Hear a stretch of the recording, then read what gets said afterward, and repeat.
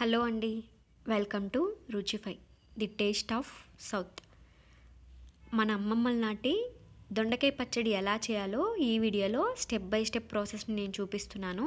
ఇలా వేడి వేడి రైస్లో ఈ దొండకాయ పచ్చడిలో గీ వేసుకొని తింటే చాలా టేస్టీగా ఉంటుంది. లేట్ చేయకుండా వీడియోని స్టార్ట్ చేద్దాం.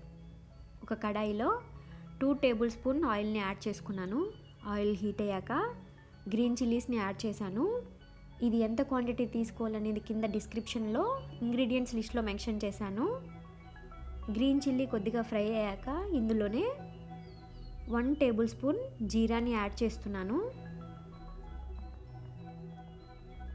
ఇందులోనే 1.5 టేబుల్ స్పూన్ని అంటే నువ్వుల్ని యాడ్ చేస్తున్నానండి. నేను ఇక్కడ నువ్వులు అనేది పూర్తిగా ఆప్షనల్ అండి. మీకు కావాలంటే వేసుకోవచ్చు, లేదంటే స్కిప్ చేయొచ్చు. ఇది కాసేపు ఫ్రై చేసుకొని పక్కన తీసి పెట్టుకుంటున్నాను. సేమ్ కడాయిలో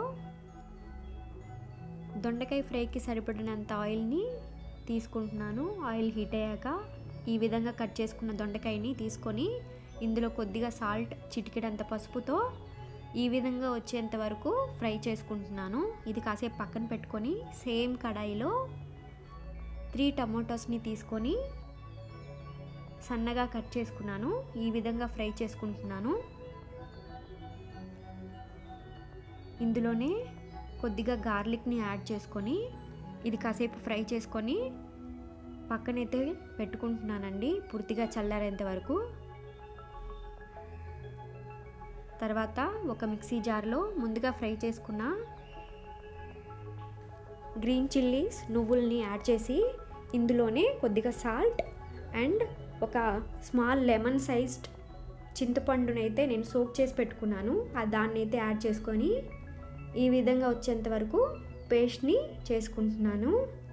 అలాగే తర్వాత దీంట్లో ముందుగా ఫ్రై చేసుకున్న గార్లిక్ అండ్ టమాటాని యాడ్ చేసుకొని కచ్చా పచ్చగా వచ్చేంత వరకు గ్రైండ్ చేసుకున్నాను. ఈ విధంగా గ్రైండ్ చేసుకొని ఇందులోనే మనం ముందుగా ఫ్రై చేసుకున్న దొండకాయని కూడా యాడ్ చేసుకుంటూ కొద్దిగా యాడ్ చేసుకుంటూ కచ్చా పచ్చగా వచ్చేంత వరకు గ్రైండ్ చేసుకోవాలండి. ఇది కాసేపు ఇలా గ్రైండ్ చేసుకొని పక్కన పెట్టేసుకుందాము. ఈలోపు పోపు పెట్టుకుందాము. ఒక కడాయిలో ఆయిల్ని తీసుకొని ఇందులో జీలకర్ర, మినప్పప్పు, పచ్చెనగపప్పు, కొద్దిగా ఆవాలు, కొన్ని గార్లిక్ వేసి ఇది కొద్దిగా ఫ్రై అయ్యేంత వరకు ఫ్రై చేసుకుంటున్నాను. ఇందులోనే కొద్దిగా కర్రీ లీవ్స్ యాడ్ చేశాను.